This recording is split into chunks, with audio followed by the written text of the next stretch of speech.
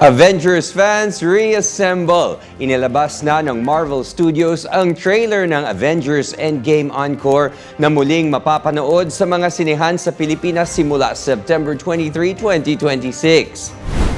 Mahigit 7 taon matapos unang mapalabas ang blockbuster na Avengers Endgame noong 2019, muling mapapanood ng mga Marvel fans sa big screen ang pelikulang nagtapos sa Infinity Saga. Meron din itong exclusive look sa bagong Avengers film kasama ang dagdag na footage at bagong content na may koneksyon sa pararating na Avengers Doomsday na ipapalabas sa December 18, 2026.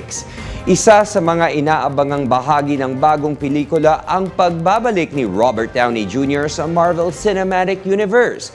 Pero sa pagkakataong ito, hindi na si Tony Stark o Iron Man ang kanyang gagampanan. Siya ang gaganap bilang Victor Von Doom o mas kilala bilang Dr. Doom.